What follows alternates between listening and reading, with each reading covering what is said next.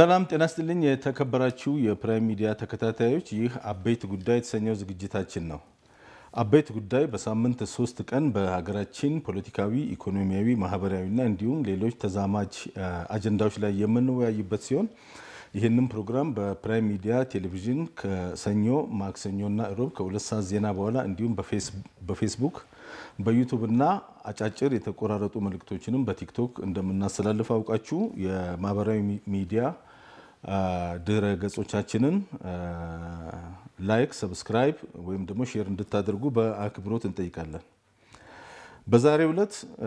ካለፈው የቀጠለ ውይይት የምናደርገው ከሀገር መከላከያ ሰራዊት ድጋፍ ሰጪ ከሆነው ከቴዎድሮስ አያሌው ጋር ነው። ልክ ነኝ አይደል? አያሌው ከቴዎድሮስ ባለፈው ቴዎድሮስ አየለ ብዬ ትንሽ ሰዎች እንትን ብለው ነበር፣ ሐሳብ አንስተው ነበር። መስተካከል አለበት። ቴዎድሮስ አያሌው ነው። ከቴዎድሮስ አያሌው ጋር ዛሬ የምናወራው ልክ ጥቅምት 24 ከ5 ዓመት በፊት በሰሜን እዝ ላይ በጣም አሳፋሪ የሆነ ጥቃት ተሰነዘረ። ጥቃቱን የሰነዘሩት በህዋትና ትግራይ ውስጥ የተደራጁ የህዋት የወያኔ ሚሊሻዎች ሲሆኑ ከነሱም ጋር በህገወጥ መንገድ ተደራጅቶ የነበረው የክልሉ ልዩ ኃይል እንዲሁም ከማዕከላዊ መንግስት በህዝብ ተቃውሞ ከማዕከላዊ መንግስት ተፈናቅለው ወደ ክልሉ የገቡ በርካታ የቀድሞ ጀነራሎችና እንዲሁም የፖለቲካ አመራሮችም ነበሩበት። ያንን ተከትሎ በሰሜን እዝ ላይ ከፍተኛ የሆነ ጥቃት ተፈጸመ። ያንን ተከትሎ ክልሉን ኦልሞስት ወደ ከፍተኛ ጦርነት እንደከተቱት ይታወቃል። የሀገር መከላከያ ሰራዊት ከአማራ ክልል ህዝብና ከአፋር ክልል ህዝብ ጋር በመሆን ከፍተኛ የሆነ ተጋድሎ ካደረገ በኋላ የወያኔዎችን እንቅስቃሴ ገታው። ያን ጊዜ ከሀገር መከላከያ ሰራዊት ጋር ጎን ቆመው ሲንቀሳቀሱ የነበሩ በርካታ የአማራ ክልል ወጣቶች በዛን ጊዜ በነበረው ስማቸው እንጥራቸው ወይስ በአሁኑ ስማቸው ፋኖ የኢትዮጵያ የወል የአርበኞች ስም ነው። በነገራችን ላይ ክቡር ፊልድ ማርሻልም በዚህ በ5ኛ ዓመቱ የሰሜን እዝ መከዳት የሰማዕታት ቀን መከላከያ የአርበኝነት ውርስ ነው፣ እኛ የአርበኞች ልጆች ነን፣ የወረስነውም ከአርበኞች አባቶቻችን ነው እናቶቻችን ነው፣ አጠቃላይ ከአርበኞች ነውና ፋኖ የአርበኞች ስም እንጂ የቀጣፊና የሌባ ስም አይደለም። ይሄ እኔ አቋም ይዤበት ያለ ጃውሳ ሊባሉ ይችላሉ፣ ጽንፈኛ፣ ዘራፊ፣ ወሮበላ ብለን ልንጠራቸው እንችላለን እንጂ ፋኖ እኮ በንጉሱም ዘመን በኃይለ ሥላሴም ጊዜ እንግዲህ እሳቸው በሰዓቱ ለለፉ አርበኞች የሚገባቸው ኒሻን አይሸልሙ እንጂ አርበኞቹ በሐቅ ተፋልመዋል። እነ በላይ ዘለቀ፣ እነ አብዲሳ አጋ፣ እነ ዘራይ ደረስ፣ እነ ደረሱ ዱኪ በርካታ ኢትዮጵያን አርበኞች በዱር በገደል ብለው አገራቸውን ጠብቀው ነገር ግን ንጉሰ ነገስቱ ወደ ሀገር ሲመጡ ለዙፋን እንሻማላሉ ንጉሳቸውን አክብረው ለንጉሱ የሚገባቸውን ክብር ሰጥተዋል። እና አርበኛ የፋኖ የአርበኞች ስም ነው። በሰዓቱ ፋኖ የአማራ ክልል ልዩ ኃይል፣ የአማራ ክልል ሚኒሻ፣ የአፋር ክልል ልዩ ኃይል፣ የአፋር ክልል ሚኒሻ እንዲሁም የኦሮሚያ ክልል ልዩ ኃይል፣ የኦሮሚያ ክልል ሚኒሻ፣ የሶማሌ ክልል ልዩ ኃይል በጎንደር በአድርቃይ በኩልና በሁመራ በኩል ደግሞ ባለው የደቡብ ክልልና የሲዳማ ልዩ ኃይሎች የተሳተፉበት እንዲሁም መላው ኢትዮጵያ ብሔር ብሔረሰቦች ያስቆጣ። ምክንያቱም መከላከያችን የህዝብ ልጅ ስለሆነ ከህዝብ የተውጣጣ እንደመሆኑ መጠን መከላከያው ሲከዳ በተለይ የሰሜን እዝ እንደምታስታውሰው የባድመን ወረራ ምክንያት ተደርጎ ምክንያቱም ደንበሩን ወያኔና ሻቢያ በፍቅር በሞቅታ ዘመን በነበሩበት ጊዜ ስለነበር እንግዲህ ሻቢያ ያኮረፈችው አንደኛ ኢትዮጵያና አየር መንገድ የተለያዩ ጥቅማ ጥቅሞችን አጋሩኝ ብሔራዊ ባንክን ቡና እንግዲህ እንደምታስታውሰው ያን ጊዜ ጦርነቱ ምክንያቱ ኮዙ በራሱ እሱ ስለሆነ የጥቅም ጉዳይ ስለሆነ ቡና ኤርትራ የለም። እንደውም ሲያሾፉ ምናሉ ሻቢያዎቹ በናቅፋ በረሃ ላይ አምርተነው ነው ቡናውን አሉ። ከዛ በኋላ እንግዲ 13ኛው ወጣ ነበር። በኮንትሮባንድ የሚሄድ ቡና በኮንትሮባንድ አይደለም፣ በኮንትሮባንድ አይደለም፣ በብር ነበር የሚገዛው። የሚገርምህ በወቅቱ የነበረው መንግስት ይሄንን ያቅ ነበር ማለት ይሄንን ያቃለ ይውልህ ከንቱ ገመዱ አልተበጠሰም። ከእንደገና ኢትዮጵያኖች ኢትዮጵያዊነን ብለን ስለምናምን ኤርትራ መገንጠሏን ኡኑ የማይመስለው አለ። ከእንደገና ወያኖቹ አለቆቻቸው ስለሆኑ ፈርተው ነው እውነቱን ያውቃሉ ደንበር ሲያሰምሩ ነገሮችን ሲያደርጉ ብሩ አልተቀየረም እኮ ብሩ እስከ 1989 ድረስ ብሩ አልተቀየረም ብሩ ሳይቀየር እዚህ ጋር ጅማም ሆነ ነቀምትና ሐረር ቡናውን የሚገዙት በብር ነው በኢትዮጵያ ብር ወስደው እነሱ የሚሸጡት በዶላር ነው በኋላ ነው ወያኖቹ ከእንደገና ኢኮኖሚካሊም ማለት የባነኑ አይደሉም ደንቆሮ ናቸው ከጫካ የወጡ ቡድኖች ስለሆኑ እዚህ ጋር ሻቢያዎቹ ሸጉደዋቸዋል ምንድነው እዚህ ጋር በብር ይገዛሉ እዛ ጋር በዶላር ይሸጣሉ ዶላሩ ወደ ኢትዮጵያ አይመጣም ኤርትራ ዲፖዚቱ ኤርትራ ነው እና አንዱ ከረፈደ በኋላ ይሄን ሲያውቁ ሲባን ወያኔዎቹ ብሩን ቀየሩ የብሯ መቀየር አጠቃላይ ያለውን ነገር በቃ ወያኔ ስትባንን ነው እንግዲህ ባድመኮ የበሬ ግንባር ማታከል መሬት ናት ባድመኮ ሰበብ የሆነው ያ ነው እና የሰሜን እዝ ሄደበት ምክንያት የሰሜን እዝ የተመሰረተበት ምክንያት በአካባቢው በትግራይ ሚሊሻዎች ብቻ ነበር የሚጠበቀው ቦርደር ላይ የኢትዮጵያ መከላከያ ሰራዊት የለም ከእንደገና የኢትዮጵያ መከላከያ ሰራዊት የቀድሞውን ሰራዊት ወያኔ እንደምታውቀው 1983 ከገባች በኋላ በትነዋለች ያለው የራሳቸው የወያኔ ታጣቂ ነው እሱም ቢሆን በለቱ በተፈጠረው ከተማ ገብቶ ማያቅ ሰራዊት ከተማ ሲገባ ከተማ ቀርቶ ደንበር ደማው ዘረፋ ላይ ናቸው እነሱ የተጧጣፈ ዘረፋ ነው እዛ ጋር ግን አገር ቦርደር ተከፍቶ አገር ለችግር ተጋልጦ በኋላ ሻቢያዎች ያደረጉት ምንድነው በዛላምበሳና በባድመው ወረራ አደረጉ ያን ወረራ ለመመከት የተቋቋመ ነው እንግዲህ ሰሜን ህዝብ ሰላም ለመጠበቅ የተመሰረተ ነው ሰሜን እዝ እዛ ላይ ነው እንግዲህ የትግራይ አመሪ ነን የሚሉ ሰዎች ጦርነት የከፈቱት ያንን አስመልክቶ ነው እንግዲህ አንተም ወደ ትግል የተቀላቀልከው እንግዲህ ከዛ በኋላ ሰሜን እዝ ተመታ ሰሜን እዝ ሲመታ ያው እንደምታውቀው 21 አመት ነው መቁጠር ይቻላል ከ1990 ጀምሮ እስከ 2013 ጥቅምት 24 እስከ ተካደበት ድረስ ከዛ በፊት ፍንጮች ነበሩ ማሳያዎች ነበሩ ለምሳሌ 2012 ላይ በሽሬ በኩል ያለውን በተለይ ኢትዮጵያ ላይ ከለውጡን ተከትሎ የመጡ አለመረጋጋቶች ነበሩ የሶማሊና የኦሮሚያ ክልል ግጭት ይታወሳል የጌዲዮና የጉጂ ግጭት ይታወሳል በሚሊዮኖች የተፈናቀሉበት እንዲሁም በወለጋ አዲስ አበባ ዙሪያ በቡራዩ እሳቸው ፊልድ ማርሻል ማንስተውታል ይሄ አለመረጋጋት ሲከሰት መከላከያውን ከዛ ምክንያቱም ትልቁ የኢትዮጵያ መከላከያ ጠንካራው ተቋም ያለው ሰሜን እዝ ላይ ስለነበር ያን ለማስወጣት መንግስት ሲሞክር ኦልሞስት አብዛኛው የኢትዮጵያ የጦር መሳሪያ የተከማቸው እዛ ነበር 80% ጀነራል አምባሳደር ባጫ ደበሌ ሲያወሩ ሰምቼ ነበር ጥይት መጋዘን ሳይቀር ትግራይ ክልል ውስጥ ነው የነበረው ሰሜን እዛው አዋሽ የሚባል አለ እዚህ በኩያ በኩል እዛ ነው አሁንም እዙ የነበረው በነገራችን ላይ ባለፈው የኛን መኮንኖች አስራዋቸው በነበረበት ሰዓት ሰሜን እዝ ሲካድ እንደው ሻለቃ ገበየው ቢኖርና እንደው እንግዳ እንድታደርገው ፈልጋለሁ ሰሜን እዝ ሲካድ እኮ አንዳንድ ጄኔራሎችን እንግዲህ አው የመከታ መጽሔትም የመከላከያ አዘጋጅ ናቸውና ጥልቅ ዕውቀት አላቸው በሱ በሰሜን እዝ መካር ላይ እና መጽሐፉም ተጽፏል እዛ ላይ እንግዲህ ምንድነው መኮንኖቹን በራሱ እንግዲህ መከላከያ በባህሪው ራሱ መከላከያ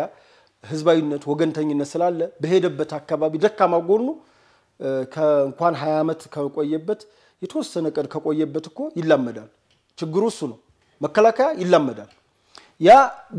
ስለ ጓደኝነት ነው መከላከያ አሁን ሽፍታ አይደለም ሽፍታ ከህዝቡ ራሱን ይጠብቃል ጫካ ውስጥ ገብቶ ምሽቅ ቆፍሮ ከሰላማዊ ህዝብ ራሱን ይጠብቃል ይሄ ለምሳሌ በመካነ ሰላም የሆነውን አይተናል እንግዲህ መከላከያ ግን ያ አይደለም ከህዝቡ ጋር ተቀላቅሎ ነው ያለውን ለህዝቡ አካፍሎ ከህዝቡ ያለውን ተካፍሎ ለህዝቡ በርካታ ቦታ ትምህርት ቤቶችን ይሰራል ግብርና በሚኖርበት ጊዜ እርሻ ያርሳል ያርማል እንደዚህ አይነት ነገሮችን ያደርጋል ይሄ ለጥቃት ሊያጋልጦት ሊሆን ይችላል ሰሜን እዝ ላይ በበርካታ የኢትዮጵያ ክልል እንደዚህ አይነት ጥቃት መከላከያን እንደውም ህዝቡ እንደዛ አይነት የዕለት ተዕለት ኑሮ ተቋዳይ ሲሆን ህዝቡ ሲያመሰግነውና ፍቅሩን ሲያሳየው ነው ያየን ያለ ነው ትክክለኛው ኮሳቤ መከላከያው ህዝበኝነቱን ሲያሳይ ህዝባዊነቱን ሲያሳይ ማህበራዊ ኃላፊነቱን ከገንዘብ አልፎ ከሞራል አልፎ እንግዲህ መከላከያ እኮ ምንም ማህበራዊ ኃላፊነት ባይወጣ ህይወቱን ሰጥቷል አገሩ ህይወቱን የሰጠ ሰራዊት ሌላው ነገር ትርፍ ነው ቅንጦት ነው ለኔ ግን ከዛ ባሻገር ይሄ ህዝባዊነቱ ስላለ በተለይ ደግሞ ከዝቅተኛ ማህበረሰብ ስለሚወጣ ያውቀዋል የማህበረሰቡን ችግር የደሃ ልጅ ትምህርት ቤት እንዴት መማር እንዳለበት ትምህርት ቤት ተቸግሮ አለመማር ድንቁርና እንደሚያሰፍን ያውቀዋል ስለሚያውቀው በሱ የደረሰ በቤተሰቦቹ የደረሰ እሱ በሚኖርበት ግዳጅ በተሰጠው አካባቢ ያን ነገር ማየት አይፈልግም ይሄ ትልቁ እንትኑ ነው ግን ጥላት የሚጠቀመው ያን የሱን ደካማ ጎን ለሱ መልካም አጋጣሚ ያደርግና በዛ ተገና አድርጎ ያጠቃዋል እና ሰሜን እዝ ላይ የደረሰው በተለይ አመራሮቹ ጄኔራሎቹን ራት ግብዣኑን ነው ያይኮ ብለው ጠርተዋቸዋል ለዚህ ነው አሁን ሻለቃ ገበየሁንም ያልኩህ እንደው እሳቸው የበለጠም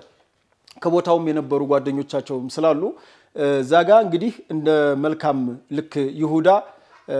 ስሙ እንደሰጠው ክርስቶስን እንደ ይሁዳ ነው መከላከያን እንደዛ አድርገው ነው መሪዎቹን ይዘው ነው መሪውን ያዝ አሁንም እኮ የተያዘው እንደዛ ነው መሪውን ምታ መንጋው ይበተናል ነው እና መከላከያን በሰዓቱ እንደዛ ነው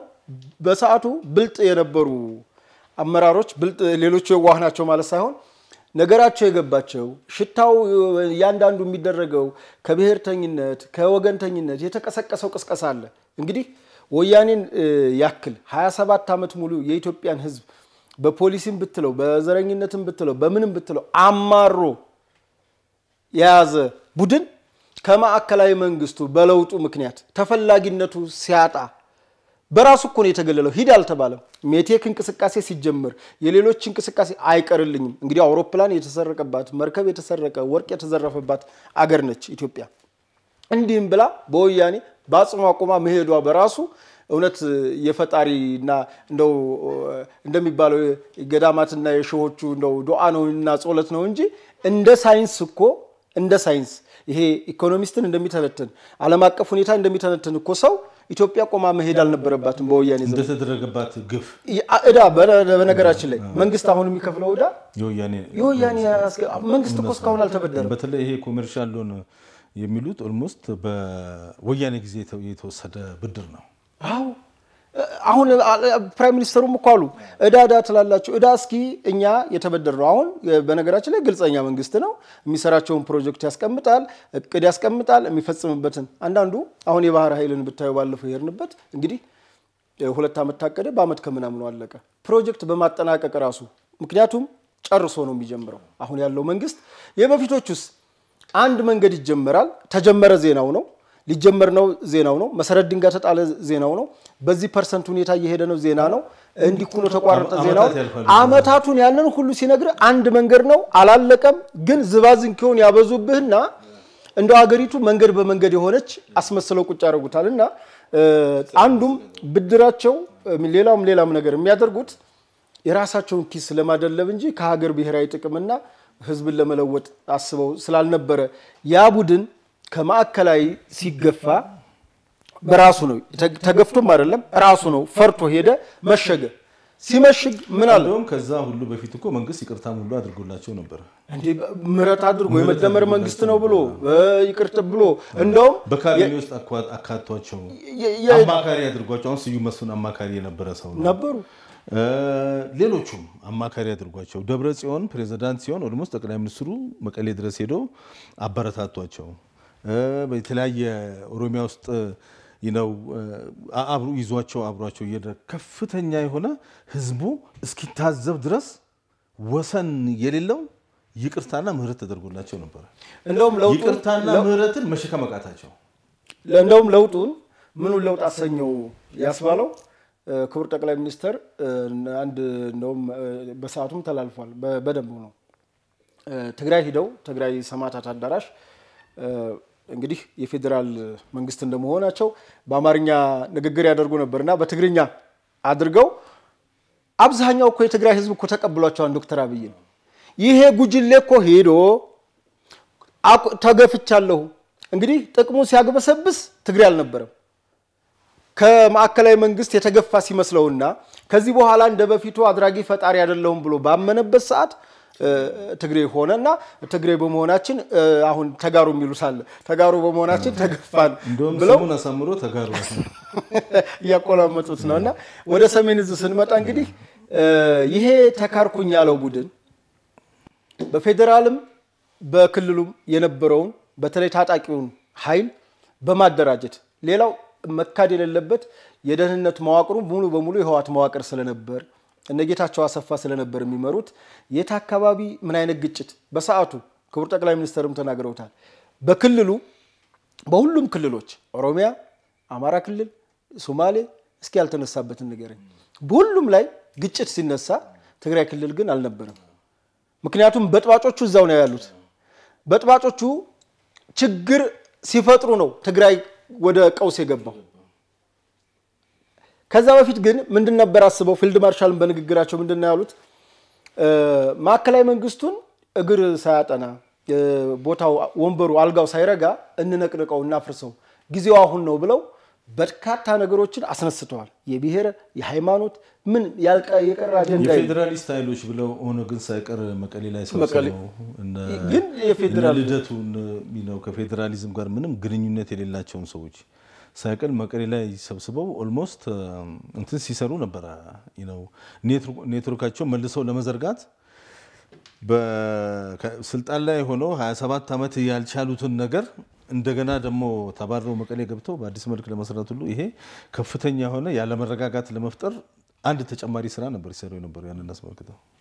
የፌደራሊስት ኃይሎች በጣም እንግዲህ አሁን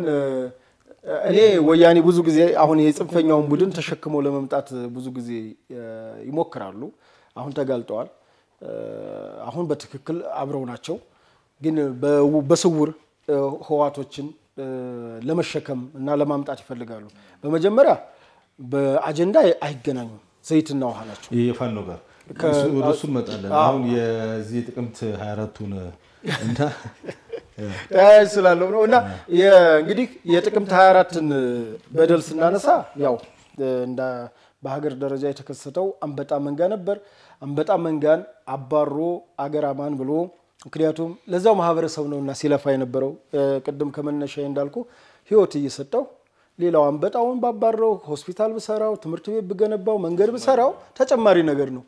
እማይተካ ነፍሴን እየሰጠው ነው ለዛ አካባቢ ሰላም ለዛም አካባቢ ሰላም እንደ ሀገርም ለሀገር ሉዓላዊነት ግን ይሄ ሰራዊት በደም ተጋምዷል ተዋልዷል 21 አመት ቀላል አይደለም እዛ አካባቢ ላይ መኖር ተዋልዷል ተጋብቷል ብዙ ነገሮችን ልጅነቱን ያጣበን ነው ወጣት ሆኖ ሄዶ ጎልማሳ የሆነበት እድሜ ነው ላይ ነው ያለውና በጣም ከልጅነትም ትዝታው ብትለው ወታደር ህይወት እንግዲህ በትልቁ አሁን ሲቪሉ የማይረዳው ነገር የወታደር ቤት ህይወት እንግዲህ የዩኒቨርሲቲ እንኳን ላይፍ ሌላ ይናፍቃል የወታደር ቤት ህይወት ማለት በጣም ከምንም ነገር በላይ ፍቅር የሚያስይዝህ በቃ አንድ ምንም ከማታውቀው አብረው ካላደከው ጓድጋ ጓዳይ ዝምድና ፈጥረ ከናት ከአባት ልጅ በላይ የሚያስብልኩ ነው ባላማ ደግሞ በተለይ ባላማ የተገናኘ ሰራዊት ስለሆነ በጣም ትልቅ ቁርኝት አለ ከዛ ላይ ደግሞ ህዝቡን እዛ ጋር ሞትለታለሁ ብለ የርከው ህዝብ ስላለ ይሄ ነገር ሲፈጸም የሚሰማህን ነገር አስበው እና ይሄን ክደት ፈጽመዋል ክደቱ ከፈጸሙ በኋላ ሴኩሪቲ እንግዲህ የነሱ አፈቀላጤ ወዳውኑ መብረቃዊ ጥቃት አደረስነ ብሎ በኩራት ተናገረ ተገሏል የነሱ ሰዎችም ይሁን በዲያስፖራ ያሉት ሳይቀሩ እኛ ጦርነት ባህላዊ ጨዋታችን ነው ባህላዊ ጭፈራችን ነው ባህላዊ ጨዋታችን ነው በማለት በጣም አሰቃቂ ንግግሮችን ሲናገሩ ነበር አዎ የጀመር እንጂ እኛ ጦርነቱን አዲስ አበባ ነው የምናጠናቀው እንግዲህ ምን አስቀምጣችሁ ሲሉ ነበር ምናልባትም ያን ጊዜ እውነቱን ለመናገር ሁሉንም ያገሪቷን ኃይል እዛ ሰብስበው አብዛኛው የሰሜን እዝ የሚባለው ትልቁ እዝ የነበረ ነው የጦር መሳሪያዎች ጥይቶች መድፎች በሙሉ ሮኬቶች እዛ ትግራይ ውስጥ ነበሩ ከዛ በተጨማሪ ደግሞ ከፍተኛ የሆነ በ200 ምናምን ሺህ የሚቆጠር ልዩ ኃይል አሰልጥነዋል በርካታ ሚሊሻዎችን አሰልጥነዋል የዘረፉት ገንዘብ አለ በአገር ውስጥም በውጭ ሀገርም በብዙ ቢሊዮን የሚቆጠር ብሮችን በዶላር መንዝረው በዱባይ እና በሌላ ሀገር አስቀምጠው ነበር ስልጣን ላይ በነበሩበት ጊዜ የነበራቸው የዲፕሎማሲ ቼን ራሱ ታስታውስ እንደሆነ አሜሪካ ፈረንጆቹ ሳይቀሩ በቃ ህወሓትን ወያኔዎችን አግዝፈው ነበር ሲያሳዩን የነበረው አችሏቸውም ሲሉ ነበር ፈረንጆቹ ራሱ ይመላለሱ ነበር ኢምባሲዎች ምናምን መቀሌ ይሄዱ ነበር ከፍተኛ የሆነ ጠንካራ የማይደፈር አይነት ነገር እንዳለ ድባቡን ለማሳየት ይሞከራል። በሌላ በኩል ደግሞ እዚህ ስናይ የፌደራል መንግስቱ በሁለት እግሩ አልቆመም። ግጭቶች እዚህ መዛም ነበሩ። እነኚህ ግጭቶች ኦልሞስት አብዛኛዎቹ የወያኔ የደህንነት ኃይሎች የሚፈጥሩት ግጭት ነበረ። የሀገር መከላከያ ሰራዊት ያን ጊዜ ውስጡ ሪፎርሙ እንዳሁኑ የጸዳ አልነበረም። እዛ ያሉ የወያኔዎቹ ኔትወርክ በመከላከያ ውስጥ ነበር፣ ኮሙኒኬሽን ውስጥ ሰዎች ነበሩ፣ መረጃ ውስጥ ሰዎች ነበሩ፣ ፋይናንስ ያዙ፣ በርካታ ያዙ ነበሩና ትግራይ ውስጥ ይሄን ያህል ተደራጅተን ሰሜን ዕዝን ከመታነውና ከያዝነው በኋላ አገር ውስጥ ያለ መከላከያ ውስጥ ያለ ኔትወርክን ተጠቅመን በቀላሉ ያለንም በቀላል ጦርነት እንገባለን የሚሉ ይመስል ነበር። ያን ጊዜ በርካታ የዚህ የፖለቲካ ሰዎች ራሳቸው ፈርተው ነበር፣ ደንግጠው ነበር። እኛ እዚሁ ሚዲያ ነበር፣ እዚሁ ቁጭ ብለን እንሰራ ነበር። እስከ መጨረሻው ቀን ድረስ ይሄንን ፕሮግራም ስንሰራ ነበር። ለኢንተርቪው እንኳን ስንጠይቃቸው ቆይ እስኪ ነገሩ ይረጋገጥ እንደዛ ሲሉ ነበር። ሰሜን ሸዋ መጡ ምናምን ሲባል እዚህ ሲፈሩ የነበሩ ባለስልጣኖች ነበሩ ማለት ነው። እና እነሱን አስፈርድባቸው የነሱ ቅጥቅጥ ስለሆኑ ይሄ እንደዚህ እንዳለ የውጭ ደግሞ ኤምባሲዎች ምናምን አዲስ አበባ ለቃችሁ ውጡ፣ ይሄ ምንድነው የዓለም አቀፍ ተቋሞች ምንም በሌለበት ዓለም አቀፍ ተቋሞች ከአዲስ አበባ ለቀው ናይሮቢ ገቡ ወይም ሊገቡ ነው። እንደዛ አይነት ነገር በጣም ኤምባሲዎች ከዚህ ኪሎ ሜትር ሬዲየስ እንትን ሲሉ ነበርና ይሄ ድባብ ስታይ እንግዲህ ወደ አንተ እየመጣው ነው። እንደዛ አይነት ነገር ነበረ ማለት ነውና እስከ መጨረሻው ታገልኛም በሚዲያ ምንም እጅ አልሰጠንም። እስከ መጨረሻው ደቂቃ እንቆያለን በሚል ነበር፣ ግን መጨረሻ ላይ አሸነፍናቸውና ተመልሰው ሄዱ። በምን ተአምር ነው ያይሆን? አሁን አንተ ያን ጊዜ መልካም ያን ጦርነት በነገራችን ላይ ጦርነት አሁን አማራ ክልል ያለው ኦሮሚያ ክልል ያለው ግጭት ነው የሚባለው። ምክንያቱም የመንግስት አቅምና አሁን ይሄ ጽንፈኛው ታጣቂ ያለው አቅም ሰማይና መሬት ነው። እውነት ከልብ ፖለቲካሊ ሁኔታው ገብቶት ከልብ ቢንቀሳቀስ አማራ ክልል ያለው ኃይል ብቻ በቂ ነው ለጽንፈኛው። በኦሮሚያ ክልልም ያለው ኃይል ለሸኔም በቂ ነው። ነገር ግን ትልቁ ችግር ጭንቅላት ላይ ነው፣ እሳቤ ላይ ነው፣ አመለካከት ላይ የጠራ አመለካከት ስላልተሰራ በተለይ የለውጡ መንግስት የብልጽግና መንግስት ርዕዮተ ዓለም ትጥቅ ላይ ይቀረዋል። የሱ ዳፋ ነው ለመከላከያው የሚተርፈው። በነገራችን ላይ እነዛ የቀድሞ አመራሮች የፖለቲካ ካድሬ ችግር አለ። አዎ የጠራ አመለካከት ለምሳሌ አሁን ዝም ብሎ ያሳምነዋል። ኦሮሚያ ክልል እንዳገቡ ተብለናል ይልሃል። ይሄንን እውነት መስሎት አንድ ካድሬ እንዳገቡ ተባለ ብሎ ያወራሃል እኮ። አብይ ያለኮ የአንድ የብልጽግና ካድሬ የሚያማኮ ነው አብሮ ማለት ነው። እንግዲህ እነሱ አብይ ሲሉ ምን ማለት እንደፈለጉ እናውቃለን። ፊልድ ማርሻል ብርሃኑ ጁላን ያብጠለጠሉ ሲያነሱ ፊልድ ማርሻል ምን እንደሆኑ እናውቃለን። ሲጀመር አንድ ሰው ላይ ትኩረት ከተደረገ የሆነ የነካባቸው ወይም ያወቀባቸው ወይም ደግሞ እኛ ብንሄድ እሱ ካለ በር ስለሚዘጋብን በደጋፊዎቹ እናስጠላው፣ በደጋፊዎቹ እናራክሰው ብለው የሚሰሩት ይሄ ካራክተር አሳሲኔሽን አለ። እሱን በደንብ አድርገው መሪ ላይ በማተኮር ህዝቡ መሪ ለማሳጣት አሁን በፊልድ ማርሻል አሁን ለምሳሌ በጠቅላይ ሚኒስትር ዶክተር አብይ አህመድ እና በፊልድ ማርሻል እንዲሁም አሁን በክልል ፕሬዝዳንቶች ላይ አሁን በሽመልስ አብዲሳ ላይ በአቶ አረጋ ከበዳውን የአማራ ክልል ፕሬዝዳንት አሁን በስማቸው አይጠሯቸው። በስማቸው አይጠሯቸው። ቀላል የሆነ የስም ማጥፋት አይደለም። በከንቲባ አዳነች ብታየው እነኚህ ሰዎች መሪዎች ናቸው። ይሄንን ህዝብ ይሄንን ሲስተም ይሄን ነገር በቁርጠኝነት ከልባቸው መምራት ብቻ ሳይሆን እያየን ነው ያለው የሚሰሩትን ስራ በመሬት ላይ እየታያለ ነገር ነው። ምንም የሚደበቅ አይደለም። ህዝቡም በተለይ በልማት ላይ፣ በሰላም ላይ፣ በብልጽግና ላይ፣ በአንድነት ላይ፣ በህብረ ብሔራዊነት ላይ የሚያሳዩትን ነገር ለነሱ ትልቅ እንቅፋት ስለሆነባቸው እነሱን በመምታት ህዝቡን ያለ መሪ አስቀርቶ ለመበተን የሚጠቀሙበት ሲስተም ነው። መሪውን በለው መንገው ይበተናል። እና የሰሜን ዕዝ ካጠቁ በኋላ እንግዲህ በ15ኛ ቀን ነው ሰሜን ዕዝ ተጠቃ። ሰሜን ዕዝ ሲጠቃ አሁን ትግራይ ጄኖሳይድ ተፈጽሟል ብለው ይከራከሩዋል። እንዳልተፈጸመ ያውቁታል። በመጀመሪያ የጄኖሳይድ ትርጉሙ ምንድነው እሱን ለህግ ባለሙያ እንስጠው ይመርምርም ነፃ አጣሪ ኮሚሽን ሲፈልጉ ከአውሮፓ የሚያምጡት ከአሜሪካ የሚያምጡት ከየት የሚያምጡት ይልቅስ የነሱ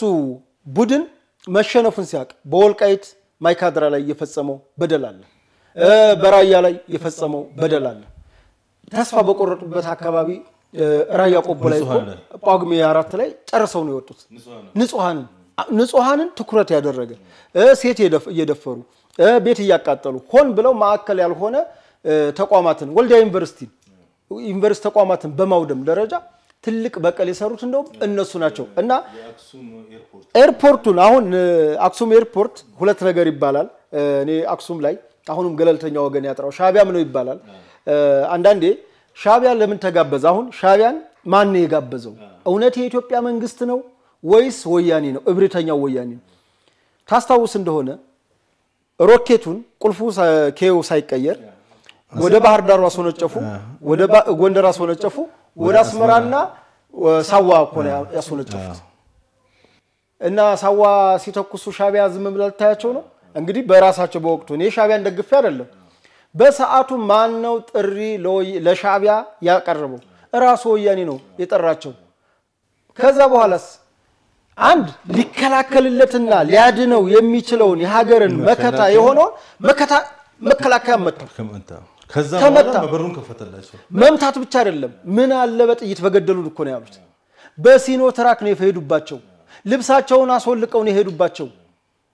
አዋረዷቸው ባከበሩት በጠበቁት አገር ላይ መከላከያን በዛ ልክ ፊልድ ማርሻል የተናገሩት በዚህ ልክ የሀገሩን መከላከያ ሰራዊት የካደ የሀገሩን መከላከያ ሰራዊት ያዋረደ በዓለም ታሪክ ቢፈተሽ የለም እኔም ያሳዝነኝ አሉ ውጭ ያሉ የታሪክ ተመራማሪዎች ውጭ ያሉ ዘጋቢዎች ውጭ ያሉ አካላት ነጮቹም ይሁኑ ሌሎቹ ተመራማሪዎች የኢትዮጵያን የሰሜን እዝን ታሪክ ሲያጠኑ የኢትዮጵያ ታሪክ ብለው ማጥናታቸው ነው ምክንያቱም እኛንን ጽንፈኛና ጁንታ ምንላቸው ዓለም ሲያጠናው ይሄን ታሪክ የኢትዮጵያኖች ብሎ ነው የሚያጠናው እና እኛ ካራማራና ድል አክባሪዎች ነን የኢትዮጵያ ሰራዊት ድል አክባሪ ሰራዊት ነው ኢትዮጵያም እንደ ሀገር ድል አክባሪ እንጂ የነጻነት ቀን የለም አሁን ሁሉም የአፍሪካ የነዚህ ግን ነጻነት ቀናቸውን ያከብራሉ ከቅኝ ግዛት ነጻ ያወጡበት ልክ ነው ኢትዮጵያ ግን የነጻነት በቅኝ ግዛት ያልተገዛ ሀገር ስለሆነ የነጻነት ቀን የሚከበርበት ነገር የለም የድል ቀን ነው ያለው የድል ቀናችንን ባወራ ነው የነዛ አድባሪኑ ገድል ባወራ ነው የነ ጣሊያን ገድል ባወራ ነው የሰሜን እዝ ክህደት ብለን እንድናከብር አድርገውና አስገድደውና እምናከብረው ደግሞ የሀገራችን መመኪያ የሆነው ትልቁን ሰሜን እዝን ክህደት ስለፈጸሙበት ነው እንዳይደገም መቼም አንረሳው ነው የሚለው የመሪ ቃሉ እንዳይደገም መቼም አንረሳው ማይረሳው በደሉ ነው እንዳይደገምም ያው እንዳይደገም ሁሉንም መልእክት ለማስተላለፍ ነው ከዛ ውጭ ግን ቂም በቀል ይዘን ሳይሆን እንዳይደገም ነው ሌላው ጄኖሳይድ ተፈጸመ ለሚለው አካል ትንኮሳው መጀመሪያ ማን ነው የሰሜን እዝን ማን አጠቃው ከሰሜን እዝ ማጥቃት በኋላ በእብሪት ተነሳስቶ ሮኬቶቹን አንዱን ወደ ጎንደር አንዱን ወደ ባህር ዳር አንዱን ደግሞ ወደ አስመራ አስወንጭፎ ማን ነው ሻቢያን ከጋበዘ በኋላ እብሪት ይበቃ ልባቸው ሞላ እኛ አንደኛንን በጦርነት ባህላዊ ጨዋታችን ነው ምናምን ይያሉ ብዙ ነገር ዲስኩሮችን ደስኩረው ያንን ባሉበት መልሰው ወዳውኑ መሸነፍ ሲሰማቸው መንከባለል ጀመሩ ጄኖሳይድ አሉ ተወረርን አሉ እና ይሄ ነው ይሄ እንዲህ እንዳለ ያን ጊዜ ባለፈው ጠቅላይ ሚኒስትሩ ሲናገር አንድ የተገለጸልኝ ነገር አለ በዛው 2 አመት ውስጥ በአጠቃላይ ጦርነቱ ቢደመር ትግራይ ክልል ውስጥ የተደረገው 2 ወር አልፈም ነገር ግን 2 አመት ሙሉ ክልሉ ጦርነቱ እንዳለፈ አድርጎ ተጋኖ ሲወራ ነበር አብዛኛው ጦርነት እንደውም ሲደረግ የነበረው አማራ ክልል ውስጥ ነበር ከክልሉ ወደዚህ አልፈው አማራ ክልል ውስጥ ነበር ጦርነቱ ሲደረግ የነበረውና ይሄ የሚያሳየው ምንድነው አሁን ሰው እስኪ አይኑን ገልጾ አንዳንድ ነገሮችን ቢያይ ትክክለኛ ፒክቸሩን ያገኛል ያለ ምንም ባይስ ወይም ደግሞ ያለ ምንም የፖለቲካ ፍላጎት ይሄ ነገር ማየት ያስፈልጋል በትግራይ ውስጥ የተደረገው ጦርነቱን ማን ጀመረው ጦርነቱ የተደረገ ወዴት ተዛመተ አስመራ ወደ ኤርትራ እኮ የአማራ ፋኖ በወቅቱ የነበረው የአማራ ልዩ ኃይልና ሚሊሻ ወደ ክልል ጥቃት ያደረገ ከሀገር መከላከያ ሰራዊት ጋር ክልሉን ወደ መቆጣጠር ሲደርስ ይቆም እንጂ አስመራ ሁሉ ለመሄድ እኮ ከፍተኛ የሆነ ወሬ ሲያወሩ ፕሮፓጋንዳ ሲሰሩ ነበር። አዎ እንትን ነው አሁን እዚህ ጋር የዛን ሰሞን የነበረውን ጨዋታ እንትን እንበለው መቸቱን እንለይላት። አሁን አንዳንዴ ድብልቅልቅ ያለብን የኢትዮጵያን ፖለቲካ ያስቸገረው መነሻውና መድረሻውን ያጠፋ ነው። በዛን ሰዓት የነበረው መንፈስ ኢትዮጵያዊነት መንፈስ ነው፣ አገር ክናድን ነው። ምክንያቱም ኢትዮጵያን ለማፍረስ የትም ቢሆን ሲኦልም እንወርዳለን ያሉበት ትግራይ ተሰሪ ብለው የመጡበት እንደ ሀገር ኢትዮጵያን ይካዱ እንደ ሀገር እንደገና ድሮ በጫካ ሲገቡ እንግዲህ የጫካ 1967 እኮ የማኒፌስቶአቸው ምንድነው የሚለው የትግራይን ሪፐብሊክ እውን ማድረግ ነው። የአማራ ህዝብና ኦርቶዶክስን ጥላት አድርገው ነው የተነሱት። ይሄን ከቅኝ ገዢዎች ያገኙትን በሙሉ ወደ ማኒፌስቶ ወደ ትግራይ አታጋይነት በመውሰድ ከእንደገና ከሻቢያ ደግሞ የወረሱት ምንድነው ኢትዮጵያ ኤርትራን ቅኝ ገዝታለች። ይሄንን ያልተቀበለ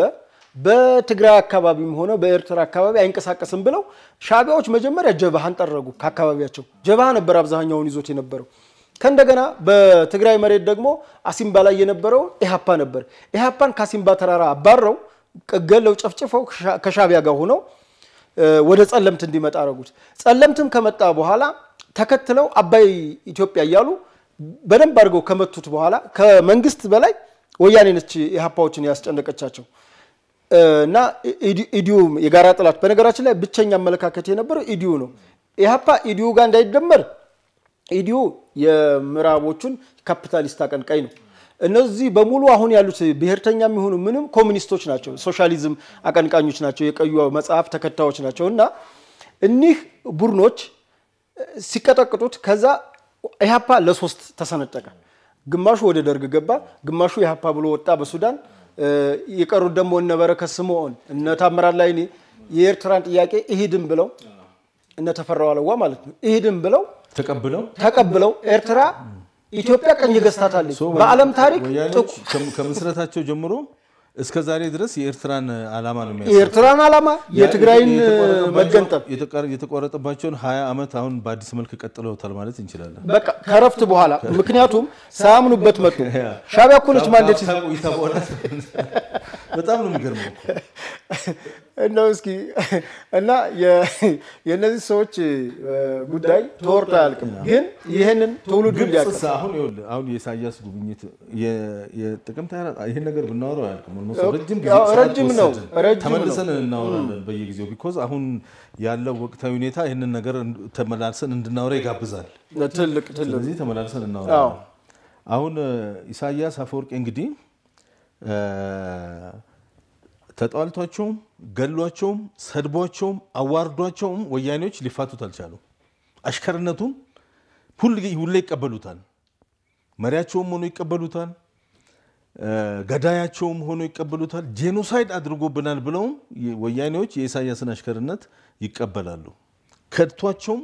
አሽከርነቱን ይቀበሉታል። እንግዲህ ምንድነው ይሄን ወራዳነት? እውነቱን ለመናገር የትግራይ ህዝብን አይመለከትም ይሄ ነገር በግልጽ እዚህ ጋር እኔም አንተም ይሄንን ሐሳብ ትጋራኛለህ። እኛ የምናወራው ነገር የትግራይን ህዝብ አይመለከትም። በሚሊዮን የሚቆጠር በተለይ በአሁኑ ጊዜ የትግራይ ህዝብ ተጋሩ የትግራይ ህዝብ ራሳቸው ናቸው። የትግራይ ህዝብ ነው እኛ የምናውቀው የትግራይ ክልል ነው። አሁንም በኢትዮጵያ ፌደራላዊ ዲሞክራሲያዊ ሪፐብሊክ ውስጥ ያለ የትግራይ ክልል መንግስት አለ። ይሄ የትግራይ ክልል መንግስት በፕሪቶሪያው ስምምነት አማካኝነት የትግራይ ክልል ጊዜያዊ አስተዳደር አቶ ታደሰ ወረደ የሚመራው የትግራይ ክልል መንግስት አለ። ችግር የሚኖርበት ምንም የሚኖርበት ለፌደራል መንግስት ተጠሪ ሆኖ እየሰራ ያገለገለ ያለ ይሄ ነው። ህዝብን እዚህ ጋር አቶ ጀዋር አትሳቀቅ እዚህ ጋር የትግራይ ህዝብና ህዋት አንድ ነው ስትል የነበረችው ራሷ ወያኔ ነች። በኋላም እንደገና ደግሞ እንደ ህዝብ ነው የታወጀብን ጦርነቱ ለህዋት ሲሄደውን ጦርነት ለህዝብ የሚያደርጉት ራሷ ወያኔ ነች።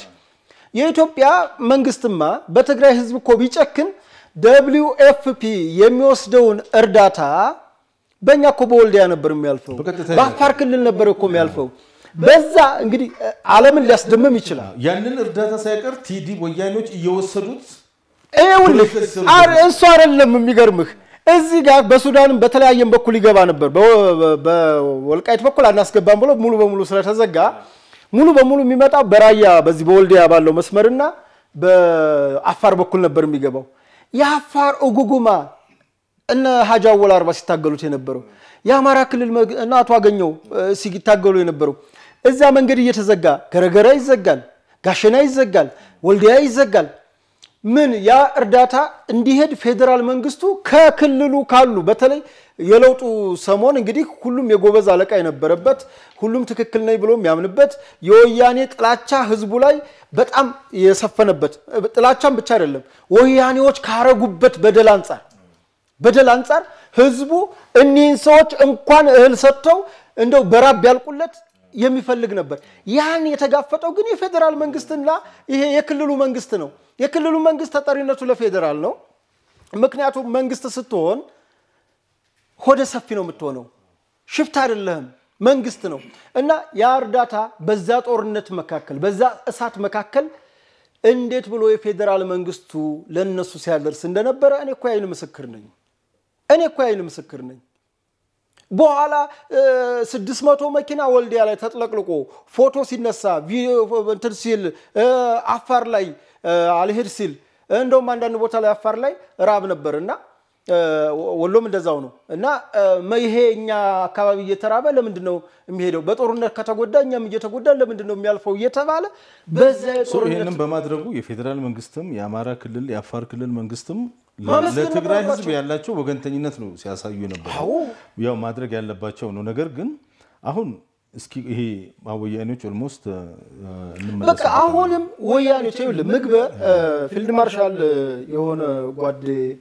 ላከልኝ ብለው ነው ምንድነው ጄኔራል ይሄ ባህላዊ ጄኔራል ምግበ ኃይሌ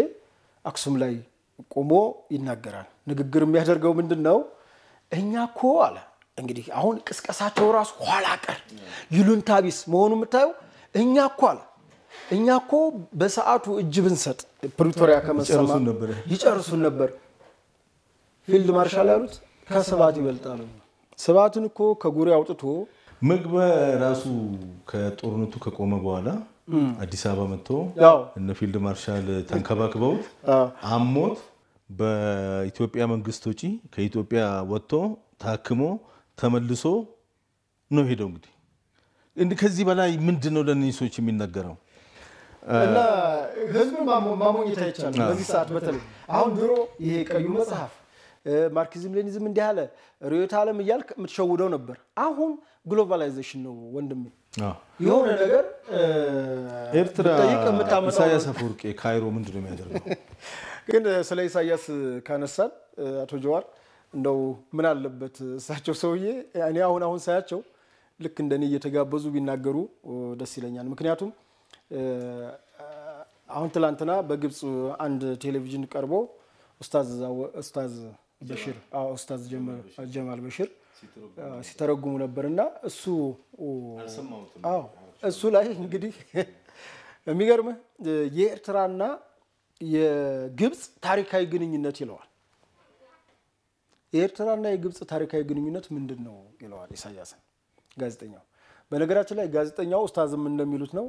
ኡስታዝ ሲተረጉሙልህ ከነ ስሜታቸውና ከነ ፍላጎታቸው ነው የጋዜጠኞቹንም የመንግስታቸውንም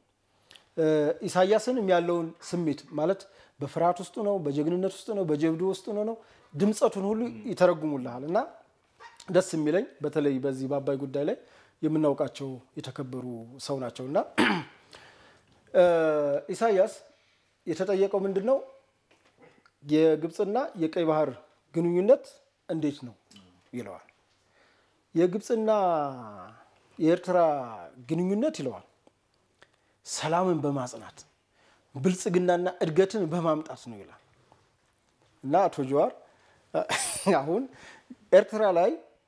የትኛው ብልጽግና ነው የትኛው እድገት ነው ራሱ በጃንሆ የነበሩትን ቤቶች ምጽዋ ላይ አፈራርሰው አንዳንድ ግርግዳ ላይ እኮ የደርግ መፈክር ይታያል አሁን ምጽዋ ቀይ ሽብር ይፋፋ የሚል መፈክር ነበር ድሮ ምንም ይሄን ነገር ብዙ አውርተናል ነገር ግን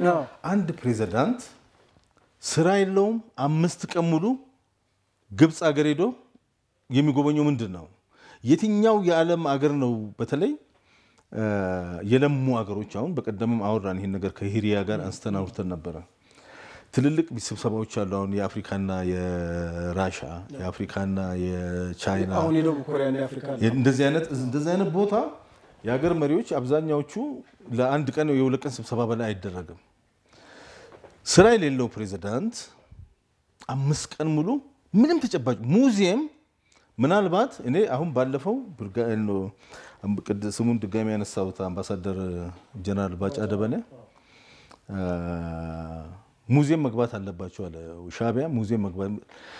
ሙዚየም ለማስመረቅ ሄደ ተባለ በምንም መመዘኛ አንድ መሪ ሌላ ሀገር ሄዶ ከዛ ሀገር ፕሬዝዳንት ጋራ ምናልባት የአንድ ሰዓት ውይይት ቢያደርግ ነው እንደዚህ ከዛ በኋላ የተወሰነ ጋዜጣዊ መግለጫ ይሰጣል ከዛ በኋላ የሚጎበኝ ቦታ ካለ ይጎበኛል ማታ አራት ይጋበዛል ማግስቱ ይሄዳል ቀን 1 ቀን 2 ቀን 3 ቀን 4 ቀን 5 ኢሳያስ አፈወርቂ ካይሮ ምንድነው የሚያደርገው እንግዲህ እናቃለን እኛ ምን እንደሚያደርግ መልእክት የያዘ ነው እንግዲህ ያው ቀይ ባህርን በሚመለከት ኢትዮጵያን ወደ ቀይ ባህር እንዳትደርስ እናደርጋታለን የሚል ውሳኔ ላይ እንደደረሱ ሰምተናል ኢትዮጵያን አባይን እንዳትገድብ እናደርጋታለን ሲል ነበር አልሲሲ አባይን ገድበን ጨርሰናል ማንንም ያቆመን ነገር የለም አገራችን ውስጥ ችግር አለ ግጭቶች እዚህ ምዛም አሉ ይሄ ሁሉ አላቆማትም ኢትዮጵያ አባይን ገንብታለች ቀይ ባህርም ጠቅላይ ሚኒስትሩና የኢትዮጵያ መንግስት ቁርጠኛ ውሳኔ አውቀናልኛ የሀገር መከላከያ ሰራዊት የቀይ ባህር የአሰብን ለኢትዮጵያ አስፈላጊነት ቁርጠኝነታቸውን አውቀናል ያ ብቻ አይደለም የኢትዮጵያን ህዝብ ቁርጠኝነት አውቀናል አሁን እኮ ኢትዮጵያ ደጋፊ ተቃዋሚ ፓርቲ ውስጥ ያሉ መንግስትን ባንድም ሆነ በሌላ መልኩ ሲቃወሙ የነበሩ አንዳንድ የግል አክቲቪስቶችን ሚዲያዎችን ቲክቶከሮችን ዩቲዩበሮችን ምናምን ሳይቀር በቀጥታም ሆነ በተዘዋዋሪ ከግብጽና ከኢሳያስ ቀለብ የሚሰፈርላቸው ሰዎች ካልሆኑ በስተቀር ኢንዲፔንደንት ቲንከር የሆነ ነፃ ሆኖ የሚያስብ ማንኛውም ኢትዮጵያዊ ከዚህ ሐሳብ ጀርባ ነው ያለው እንደውም አንዳንዱ ፈጥኗል ነው ነገሩ በጣም ዘገየ ብሎ ተከክለው ያለበት ሁኔታ ነው ያለው ይሄንንም ማን ነው ግብጽ ሊያቆም እንደማይችል ኢሳያስ የሚያውቃል ምክንያቱም ግድቡን አላቆሙት አሁን ለግብጽ እንደው ግድቡ የህዳሴ ግድብ መገደብ በሱዳንም ሆነ በግብጽ ላይ ጉዳት እንደማያደርስ የኛ መንግስታችን የኛ ኤክስፖርቶች ሲነግሩን ነበር አምነናል ያንን ከተገደበ በኋላም ጉዳት አላደረሰም እንደውም አንዳንድ ቦታ ኦቨርፍሎ ሆኖ ጎርፍ ሱዳን ላይ አደጋ አድርሷል ግድቡ ባይገደብ ኖሮ ምን ያህል ከባድ አደጋ ሊያደርስ እንደሚችል መገመት ይቻላል ነገር ግን በጣም ከ10 ጊዜ በላይ የጸጥታው ጥበቃ ምክር ቤት የአፍሪካ ህብረት የተባበሩ መንግስታት ድርጅት የእንግሊዝ መንግስት የፈረንሳይ መንግስት ሳውዲ አረቢያ ቻይና ራሻ ሳይቀር የግብፁ ሰውዬ ተንከራቶ ያላሳካውን የህዳሴ ግድብ ቀይ ባህርን አሁን ምንም ከነሱ ጋር ግንኙነት የሌለውን ነገር እንደው ኢትዮጵያውያኖች ይህንን ፈርተው የኢትዮጵያ መንግስት የኢትዮጵያ ሀገር መከላከያ የግብጽና የኢሳያስን ያላቻ መረን የለንተም ምንድነው መርህ አልባ ግንኙነት ሰው መረዳት አቅቶት እነሱ ፈርቶ የሚቆም የቀይ ባህር ጥያቄ አለ እንት ነው አቶ ጆዋር እንግዲህ ኢሳያስ ሲጀመር የፈጠረችው ግብጽ ነች ኤርትራ እንድትፈጠርም ካደረጉት አስተዋጽኦ ካደረጉት እንደ ሀገርም በነበረው ቡትሮስ ጋሊን በተባበሩ መንግስታት ድርጅት በነበራቸው ኃላፊነት የሀገራቸውን ኢንተረስት ለዓለም አቀፉ መንግስት የሰጣቸውን መርህ በመካድ ያገራቸውን ጥቅም አስከብረውበታል ለዚህ ኢሳያስ ወደ ፈጣሪው ቢሄድና ፈጣሪውን ቢያመልክ ብዙም የሚገርም አይደለም እኔ የሚገርመኝ ከዚህ በፊት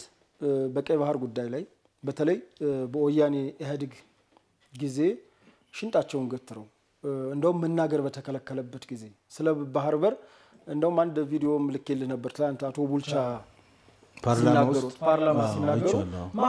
ማፌዣ እኮ ነበሩ አሁን አቶ ቡልቻ አቶ መለስ የመለሰላቸው መልስ እጅግ አስነዋሪ ነው አስነዋሪነቱ ምንድነው እንግዲህ እሳቸው የተከበሩ የህዝብ ተወካይ አንድ አባል ናቸው መለስም ይሁኑ አቶ ቡልቻ ባላቸው ወንበር ላይ እኩል ክብር አላቸው አቶ መለስ የሚለዩት ፓርቲያቸው በሰጣቸው እንግዲህ በተጨመሩ ጠቅላይ ሚኒስትር መሆናቸው እንጂ ፓርላማ ላይ ባላቸው ወንበር ላይ እኩል መቀመጫ እኩል ወሳኝነት ሚና ነው ያላቸውና አቶ ቡልቻ ምን አለበት ግመሪ ጠጡበት ተብሎ ቀረው ይላሉ ስለ ቀይ ባህር ማለት ነው አሁን አይ ያው ይሄ ካንድ ሽማግሌ የሚጠበቅ ነው ብለው እንደ ሽማግሌ እንደ ተራ ሽማግሌ ኢትዮጵያ ላይ ይከበራል እውነት ነው ነገር ግን እሳቸው ያነሱት ከወከላቸው ህዝብ ጥቅም አንፃር ነው እሳቸውን ደግሞ የወከላቸው ህዝብ የዚሁ አሁን ተረኛ የሚሉት የኦሮሚያ ክልል ህዝብ መንግስት ነው ግን እኔ አሁን ተረኝነት ይላሉ የመሃል አጀንዳ ለማስቀረት ነው ይላሉ እኔ ተረኝነት ቀይ ባህር ማስመለስ ከሆነ እኔም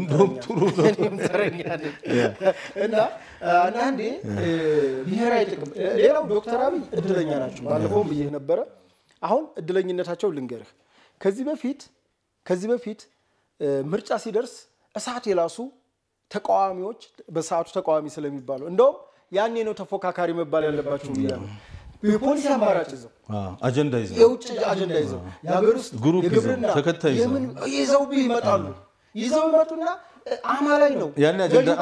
እንትን ነው ያኔ አጀንዳ ነበር አብዮታዊ ዲሞክራሲ ያኔ የተቃዋሚው ክፍል አጀንዳ ነበረው አጀንዳ የሌለው ወያኔዎች ነበሩ አሁን ያ ለውጡ ማለት ያንን አጀንዳ ይዞ ነው የመጣው ትክክል ተለወጠ የህዝቡን ጥያቄ ይዞ ነው ሪፎርም እኮ ነው በነገራችን ላይ ሌላው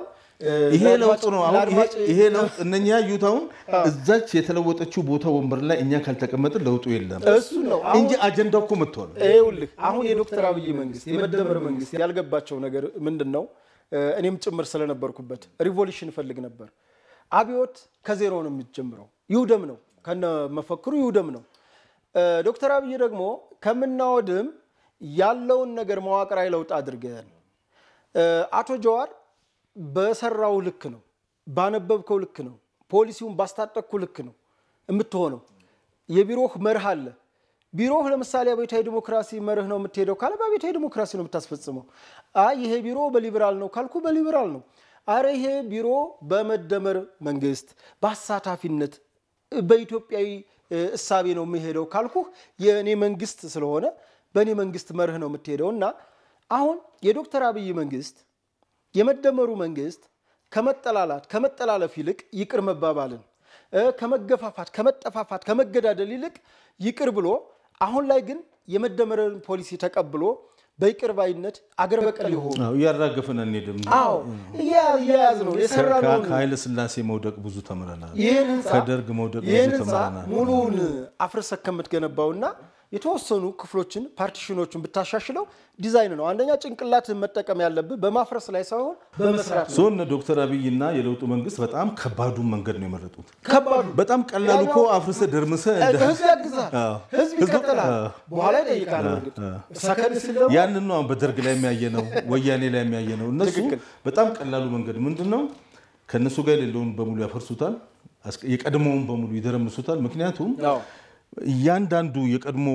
ስርዓት የሚባለው ውስጥ መጥፎ ሰዎች አሉ ጥሩ ሰዎች አሉ መጥፎ ስራ አለ ጥሩ ስራ አለ ኃይለ ሥላሴ ሰራው ጥሩ ስራ አለ መጥፎ ስራ አለ ደርግም እንደዛው ወይ ያንን እንደለ ደርምሳ አይደለም የምትሄደው ሪፎርም ስታደርግ ምንድነው መጥፎውን ከውስጡ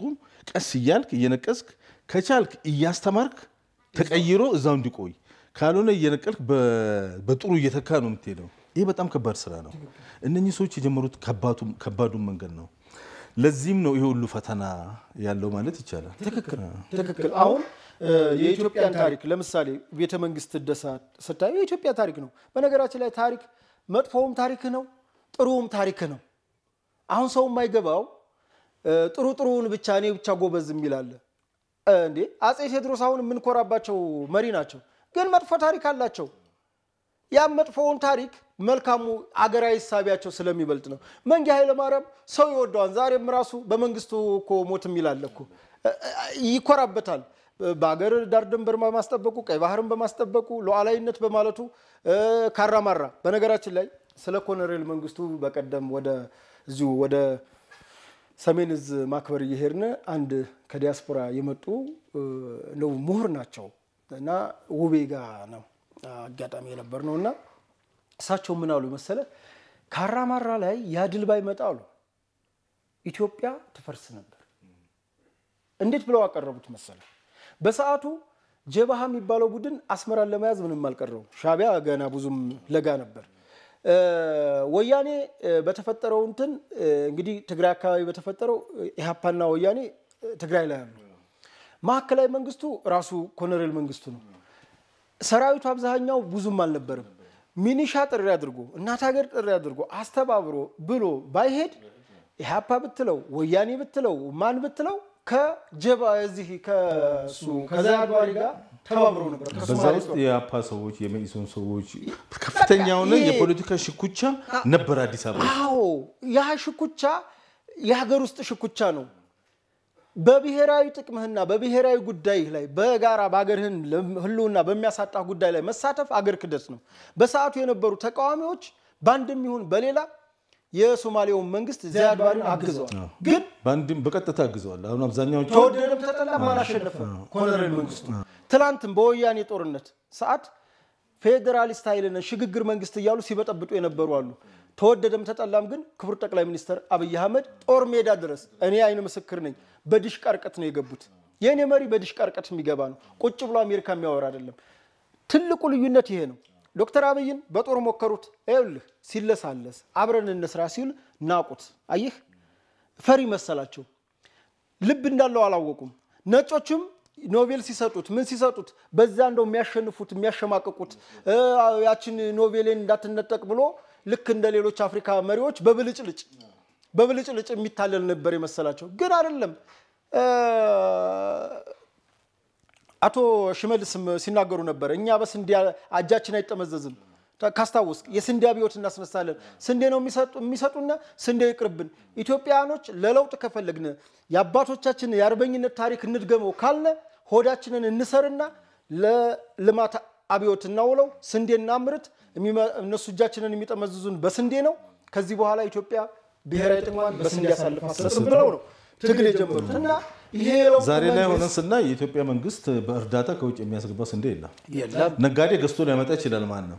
የእርዳታ ድርጅትም ገዝቶ ሊያመጣ ይችላል መንግስት ግን ኢትዮጵያ ውስጥ ከበቂ በላይ ስንዴ አምርቶ ኦልሞስት ገና 2-3 አመት ነው ከተጀመረ በሚቀጥሉት አመታት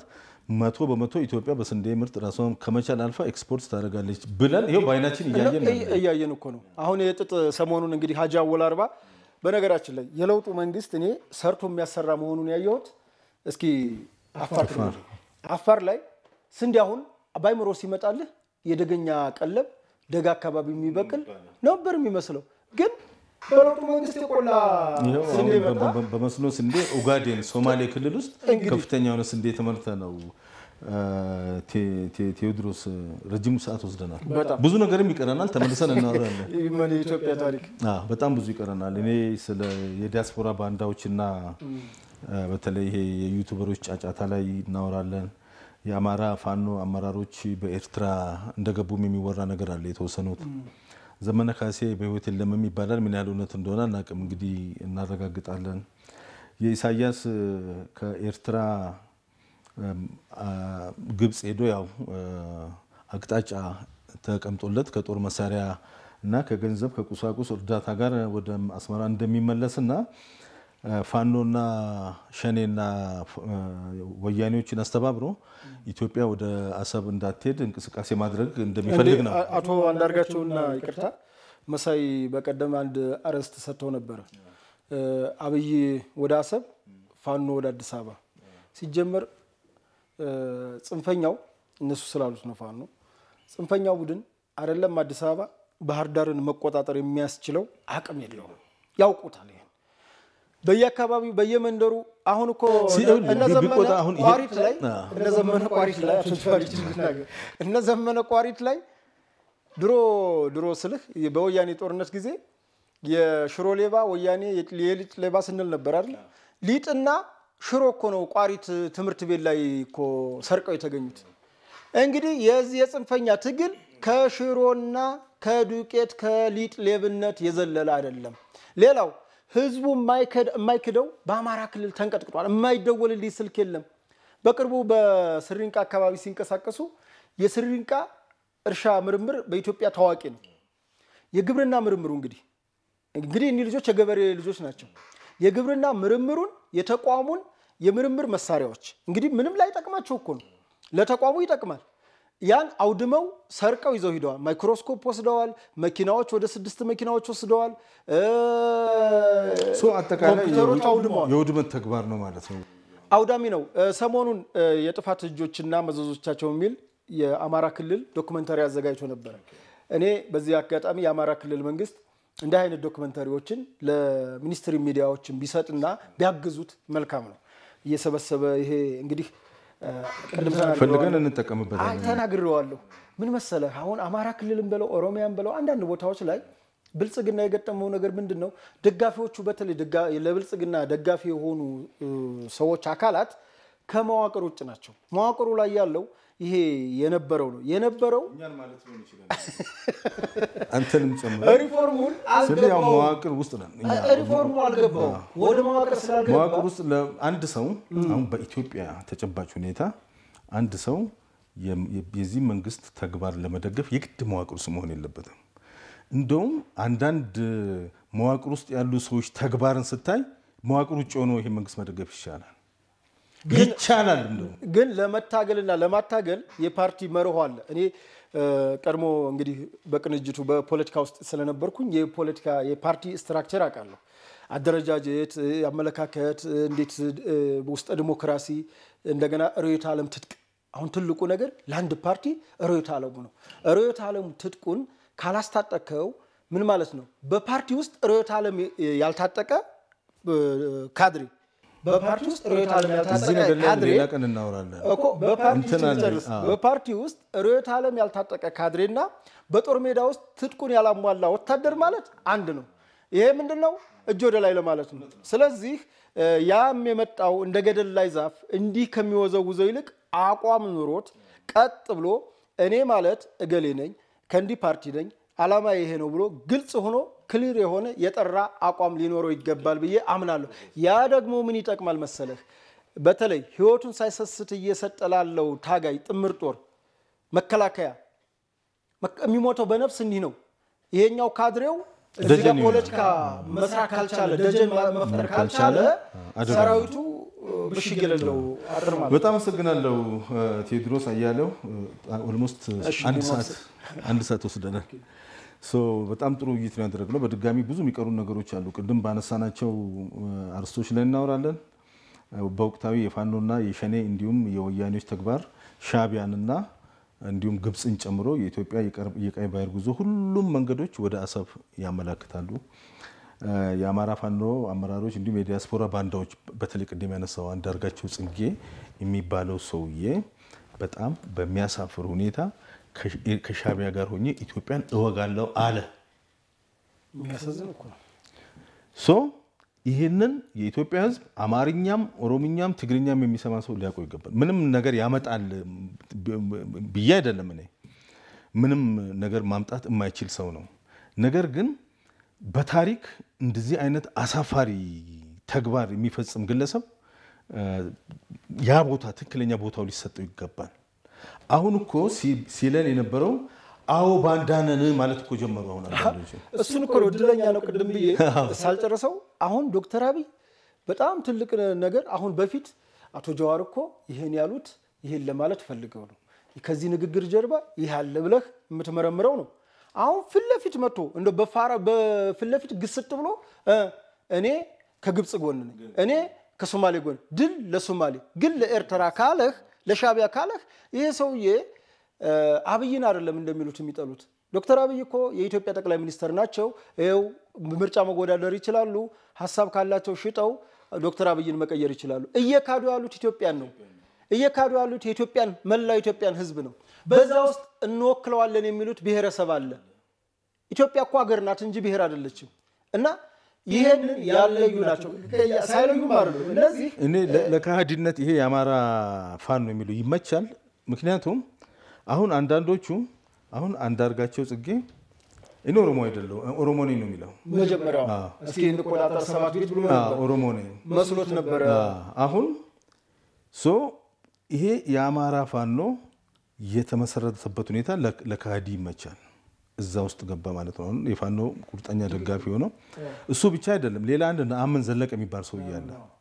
ነአምን አሁን በቅርብ ነው የተናገረው ኦሮሞ መሆኑን ነገር ግን ከግብጽ ጎን ነኝ አለ ኢንጂነር ጌትነት መጀመሪያ ጌትነትና ልደቱ ቴዲ ጸጋ ያቀርቧቸው ልደቱ ነው በዛኔ ተሯቋም ነበር አሁን አበላሽው አሁን ደግሞ ልደቱ ዶክተር አብይ አሁን በሚለው ፊልድ ማርሻል ብርሃኑ ጁላ አሁን በሚሉት ወደብ ካገኙ እኔ ከፖለቲካ ገላለው ነው መጀመሪያ ሰውየው ተገሏል እኮ ራሱን አይደለም የኢትዮጵያ ህዝብ አግልሎታል መቼ ምርጫ 97 የኢትዮጵያን ህዝብ ክዶ ፓርላማ ሲገባ የዛኔ ልደቱ ራሱ ከፖለቲካ ተገሏል ራሱ ነው እንጂ ያላገለለው ህዝቡ አግልሎታል እሱም እኮ በግልጽ ነግሮናል ቴዲ እኔ በጣም የተወረድኩ ተቀባይ የሌለኝ የከሸፍኩ ፖለቲከኛ ነኝ ብሎ ነግሮናል ለዛሬ እዚሁ ላይ እናብቃ የተከበራችሁ የፕራይም ሚዲያ ተከታታዮች ይህ ሳምንታዊው ሳይሆን በሳምንት 3 ቀን የምናስተላልፈው አበይት ጉዳይ የተሰኘው ፕሮግራማችን ነው ረጅም ጊዜ ወስደን በአጠቃላይ የሀገራችን ሁኔታ ጋራ ከሀገር መከላከያ ሰራዊት ድጋፍ ሰጪ ከሆነው